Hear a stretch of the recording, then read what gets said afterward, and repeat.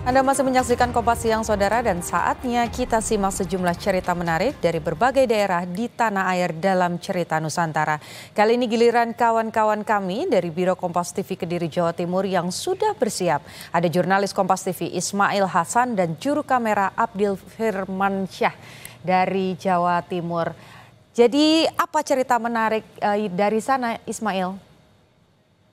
Ya baik, Bu dan saudara, untuk kali ini Biro Kediri Jawa Timur akan membawakan dua informasi. Yang pertama yaitu sejumlah warga Kota Kediri, Jawa Timur memilih membungkus daging kurban menggunakan daun jati dan besek.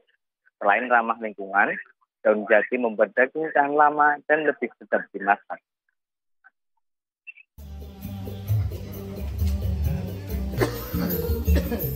Sejumlah warga Kecamatan Mujoroto, Kota Kediri bergotong royong memotongi daging kurban.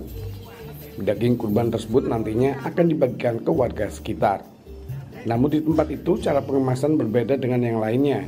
Jika biasanya di tempat lain menggunakan plastik, mereka memilih daun jati dan besek bambu untuk membungkus daging kurban. Daun jati dipilih karena mereka ingin mengurangi penggunaan plastik yang dapat mencemari lingkungan. Selain itu, menurut panitia, daun jati membuat daging lebih sedap saat dimasak jika dibandingkan memakai plastik. Selain itu, mereka dapat menghemat biaya karena daun jati di kawasan tersebut sangat melimpah. Panitia mengaku pengemasan memakai daun jati itu sudah berlaku sejak lama dan menjadi tradisi bagi mereka.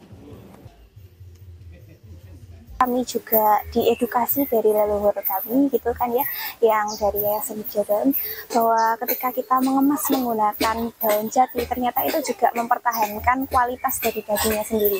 Kalau kita coba kemarin mengemas menggunakan plastik, ternyata itu kayak siang ini atau pagi ini disembelih, nanti sorenya itu mengeluarkan warnanya ungu gitu kan, terus kemudian daunnya berbau gitu ya. Tapi kalau ketika dikemas menggunakan daun jati, sampai besok paginya lagi itu masih fresh, dagingnya masih sama ketika baru dibungkus.